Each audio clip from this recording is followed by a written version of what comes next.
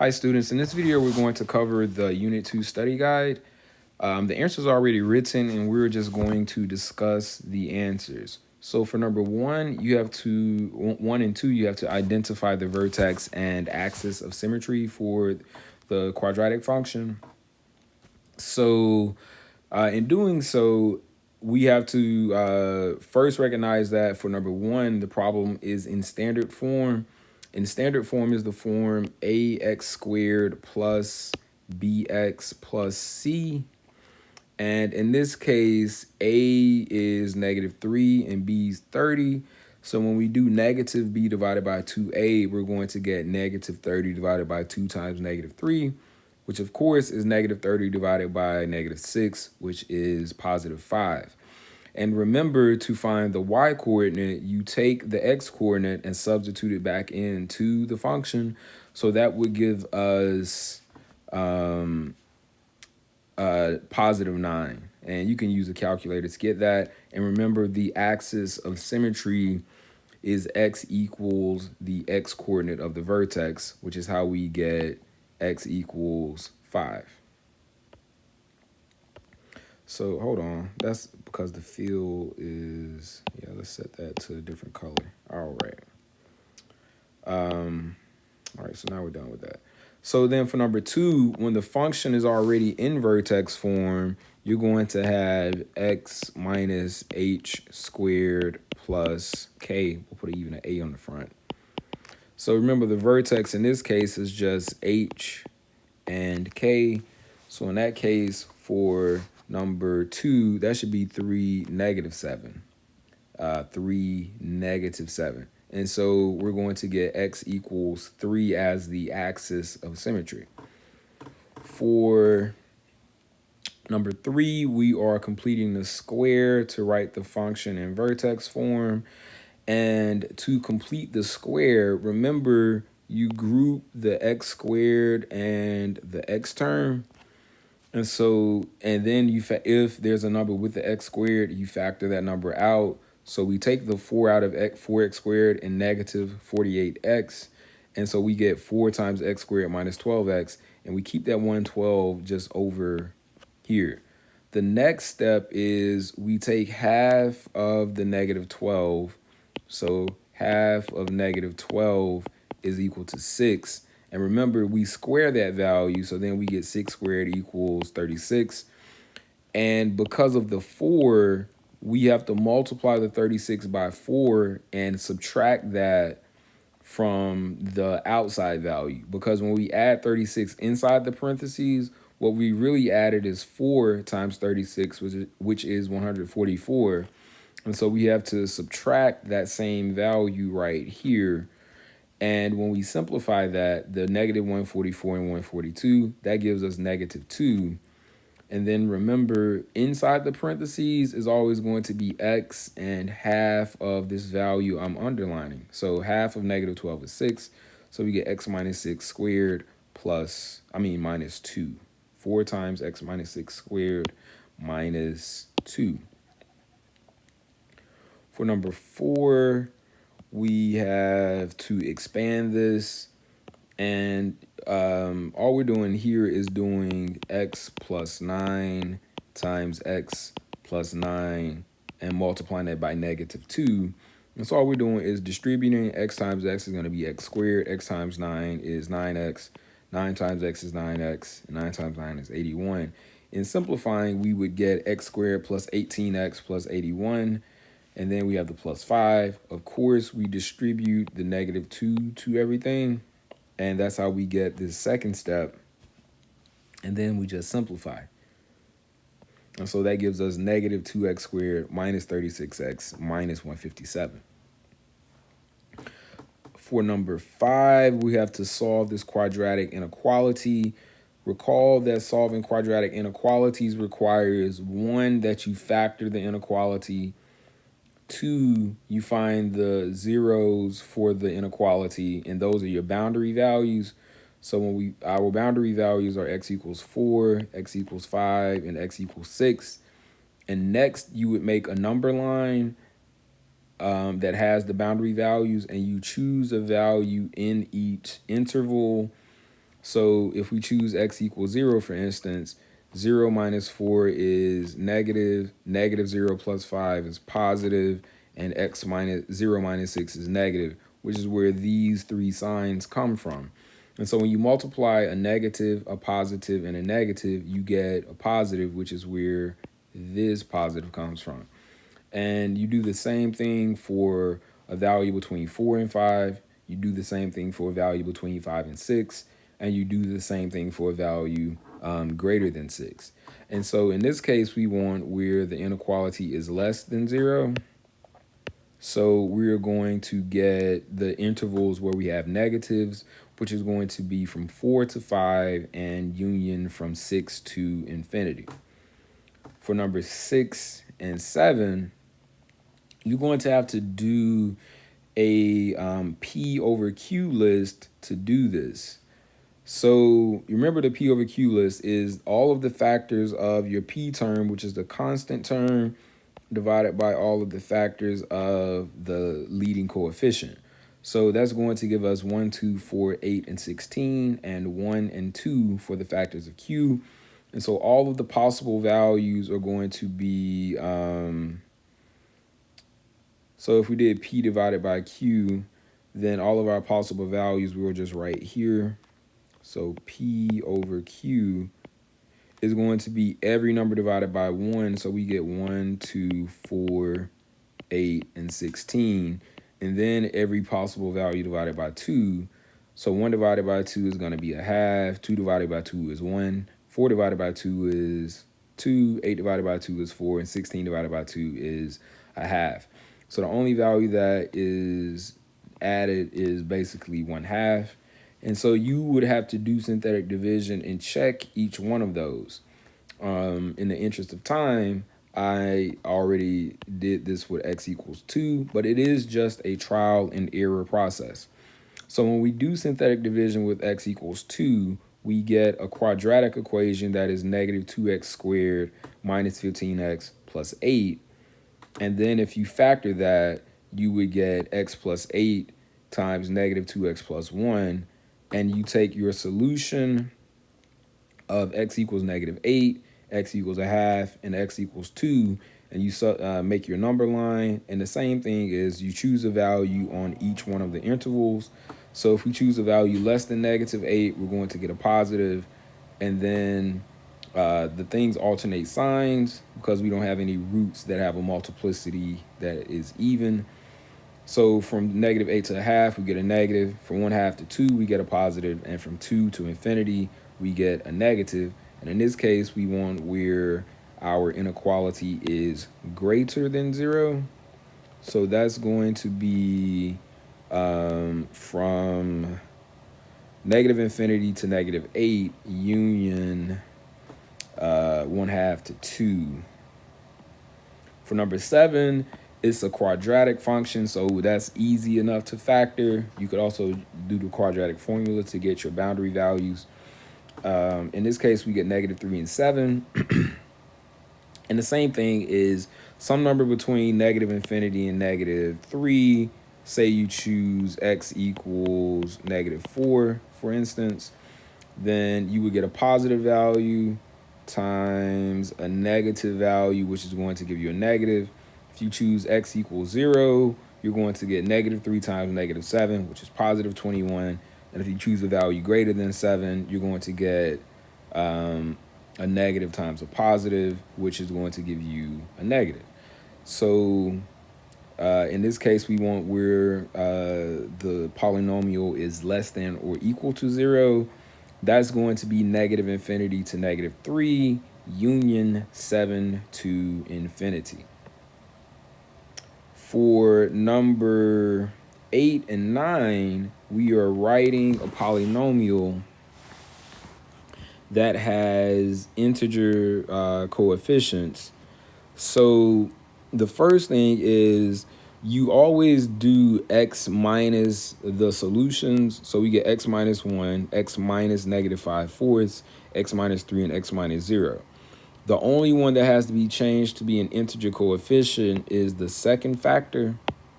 And the way you do that is you take the denominator and you just multiply it by the x value. So instead of having x plus 5/4, we get 4x plus 5. And then we just multiply those things together, and that's our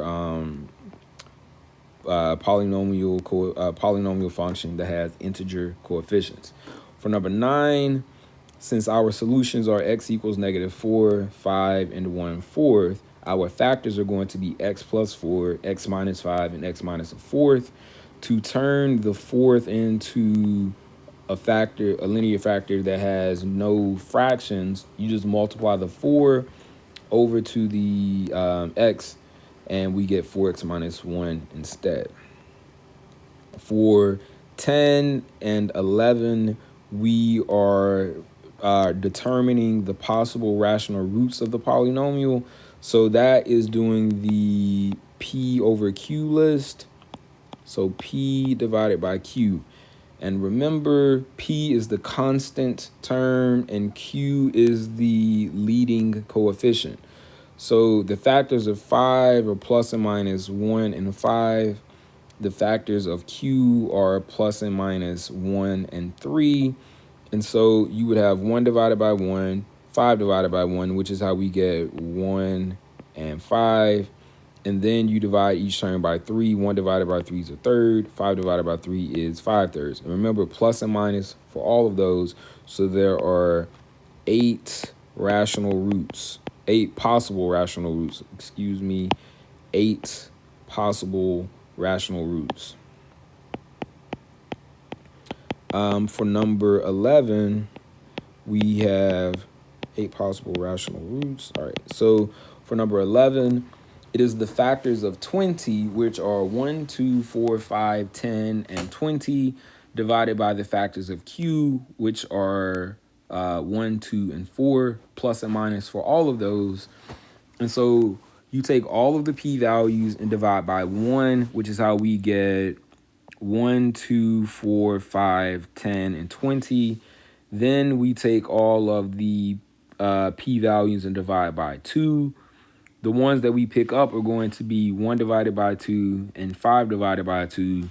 Everything else is going to be like 2 divided by 2 is going to be 1. We already have that. 4 divided by 2 is 2. We already have that. 10 divided by 2 is 5. We already have 5. 20 divided by 2 is 10. We already have that. And then we go through and divide every value of p by 4. And so we're going to have 1/4 is going to be new. 2 over 4 is a half, which we already have. 4 divided by 4 is 1. 5 divided by 4 is 5/4. That's a new one. 10 divided by 4 is 5 halves. That's not new. And 20 divided by 4 is 5. Also not new. So all of our possible values are 1, 2, 4, 5, 10, 20. 1 half, 5 halves, 1/4, and 5/4. And remember, plus and minus for all of those. For 12 and 13, we are doing synthetic division, and you've been given 1, 0. So for synthetic division, we started out with x equals -1/2. Remember, for synthetic division, you write all of the coefficients of the polynomial, including zeros if you are missing a particular power. So we have 10, 67, 93, 41, and 5 because of the values listed here. And so then when you do synthetic division, again, remember you bring the 10 all the way down. And so you get 10, -1/2 times 10 is -5. And so you add the top value and the middle value, and you get 62. And then you multiply the bottom row by the value you are doing synthetic division with, which is -1/2. And you continue this process until you get to the end. And at the end, if you get a remainder of 0, you know that value is a 0. So in this case, we know -1/2 is a 0, so we should expect to get 0 as a remainder. What happens is the degree of the polynomial is reduced by 1, and the coefficients in the values in the bottom row are the coefficients of the new polynomial after synthetic division. So we get 10x cubed, 62x squared, 62x, and 10. And so you would have to do another P over Q list for 10 and positive 10. So that's just going to be the factors of 10 divided by itself. So you get 1 and 10 and 1/10 plus and minus all of those values. And you would just have to do a guess and check after that. Remember, I always recommend starting with 1 or -1. And so if you use -1, you're going to get down to a remainder of 0. And so you get 10, 52, and 10 as the factors of, the coefficients of a quadratic function. And anytime you get down to a quadratic function, you can either factor if it's factorable or do synthetic division. So not synthetic division, you can factor or do the quadratic formula. My apologies. So if you factor this, you would factor it to be like 5x squared, and you're looking for factors of 25 that give you 26. So that would be 25x plus x and plus 5. And when you factor by grouping, you're going to get 5x plus 1 times x plus 5. And so your zeros are x equals -1/5 and x equals, -5.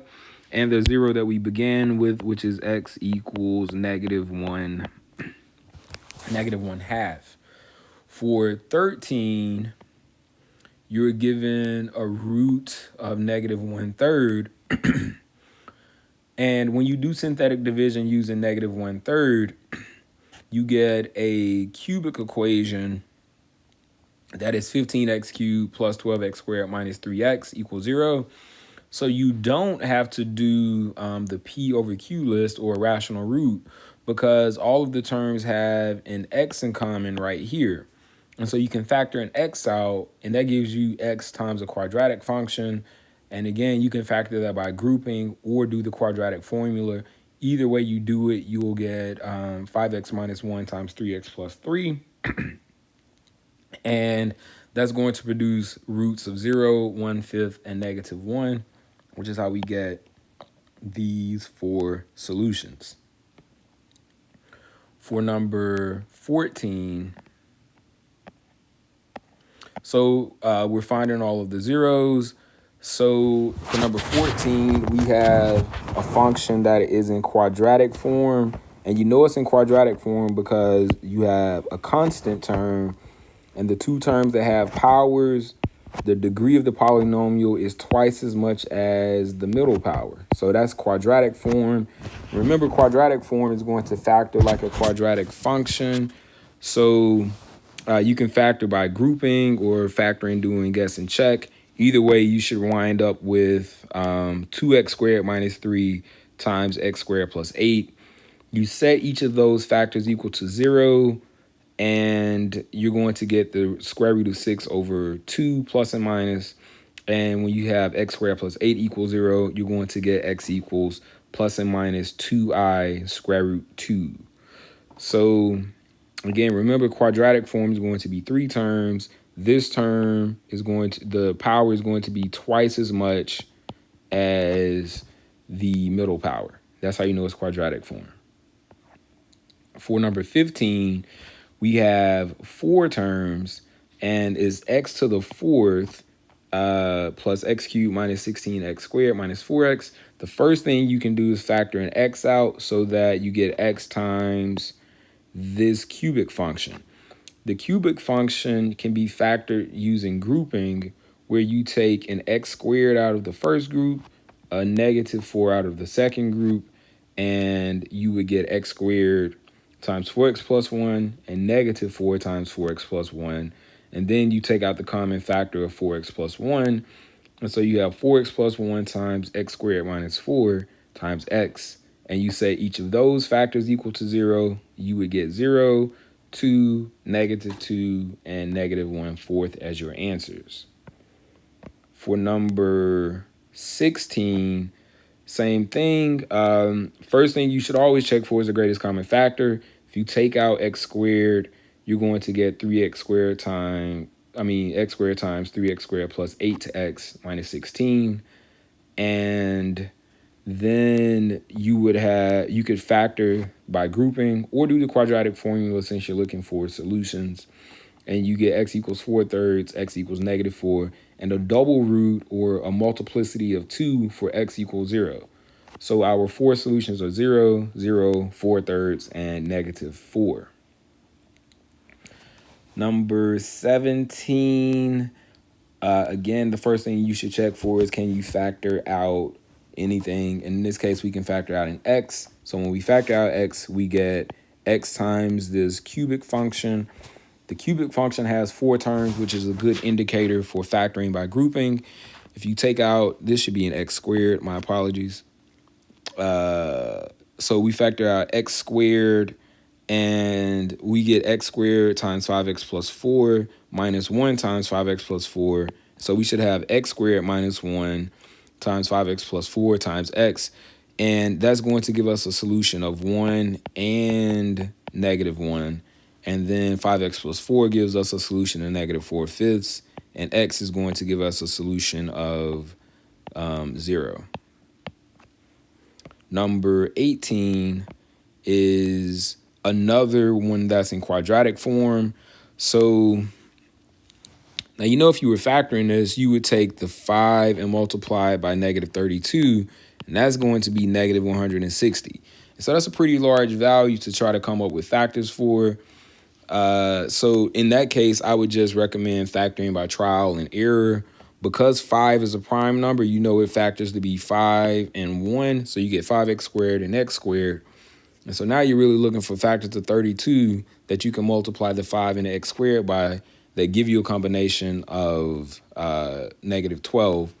And so 5x squared times 4 is going to be 20x squared. -8 times x squared is -8x squared. When you add those, you get -12x squared. So what you were supposed to use were -20x squared and 8x squared.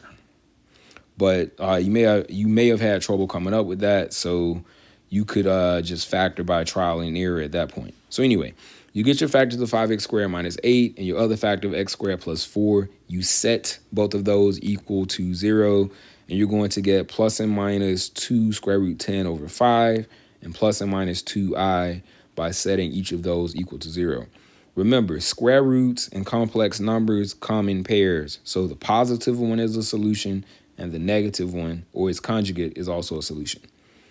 For number 19, it's another one where first you should take out the greatest common factor. And in this case, that is x squared. When you factor out the x squared, you get 2x squared minus 13x plus 15. That's another one where you could either factor by grouping, guess and check, or do the quadratic formula. However you do it, you get x equals 0 twice because of a multiplicity of 2, x equals 3/2, and x equals 5. And the last thing is factoring down to all linear factors.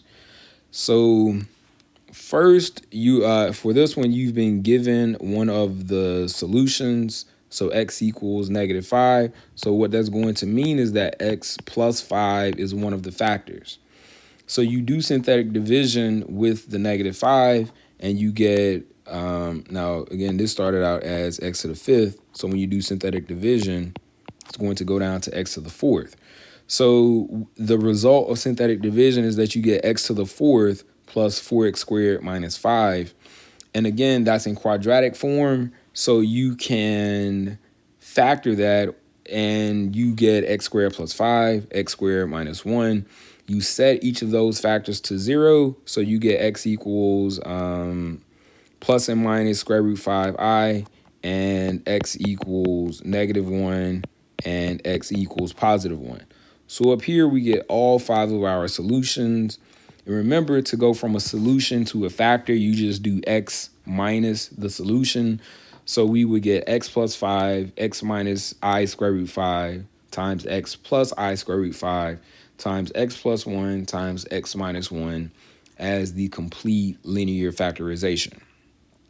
Number 21 is a similar kind of problem. You've been given the solution. You have to do synthetic division. And by doing synthetic division, you reduce it down to a fourth degree polynomial that's quadratic form. And so you'd have x squared minus 9, x squared plus 4. You set each of those factors equal to 0. So you get plus and minus 3, plus and minus 2i. And again, you take your solutions and you do x minus those solutions to get your factors. Notice that 3 is a solution twice, which is why we get x minus 3 squared. But the rest is just x minus that solution. So we get x minus 3 squared times x minus 2i times x plus 2i times x plus 3. For 22, it's already in quadratic form. So we factor, we get 2x squared minus 7, we get x squared plus 9. Our two solutions are plus and minus square root 14 over 2. The other two solutions are plus and minus 3i. So again, you do x minus these solutions, and you would get x minus the square root of 14 over 2 times x plus the square root of 14 over 2 times x minus 3i times x plus 3i, and that's what f of x is. For 23, the first thing you can do is factor out an x, and then you would have 5x cubed plus 20x squared minus 4x minus 16. And that cubic function can be factored using grouping, and that would get you down to x times 5x squared minus 4 times x plus 4. And again, you set each of those solutions equal to 0. Each of those factors equal to 0, and you would get 5x squared minus 4 equals 0. The process gives you two roots of 2 square root 5 over 2 and negative 2 square root 5 over 2. And your other solution is x equals 0. And the other solution is x equals negative 4. So again, when you write your factors, is x minus the solution. So we would get x times x minus 2 square root 5 over 2 times x plus 2 square root 5 over 2 times x plus 4. And the last one is a cubic. You should do the P over Q list. And doing the P over Q list, you would have all of the factors of 12, which are plus and minus 1, 2, 3, 4, 6, and 12. And all of the factors of Q, which are going to be plus and minus 1, 2, 4, and 8. So as a list of P over Q values, you're going to have 1, 2, 3, 4, 6, and 12. And then 2 divided by, you divide everything by 2 next. And so you would pick up a half. You pick up 3 halves.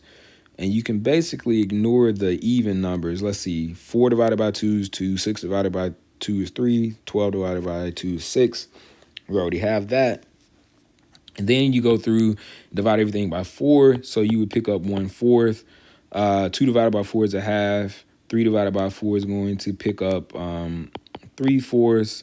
6 divided by 4 is 3 halves. We already have that. And 12 divided by 4 is 3. We already have that.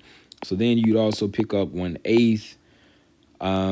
You would pick up 2 divided by 8 is a fourth. We have that. 3 divided by 8 we don't have. So we'll put that in. And 4 divided by 8 is a half. 6 divided by 8 is 3/4. And 12 divided by 8 is 3 halves. So all of your possible values are listed here. Again, plus and minus. So again, it could be a lengthy process if you don't choose the right value the first couple of times. But remember, always start with the smaller values. So like 1, 2, try a half, try 3 halves, plus or minus those values. So in this case, negative 3 halves works. So you would get negative 8x squared plus 10x plus 8 after you do synthetic division. If you did the quadratic formula, you would get 5 plus or minus the square root of 89 divided by 8.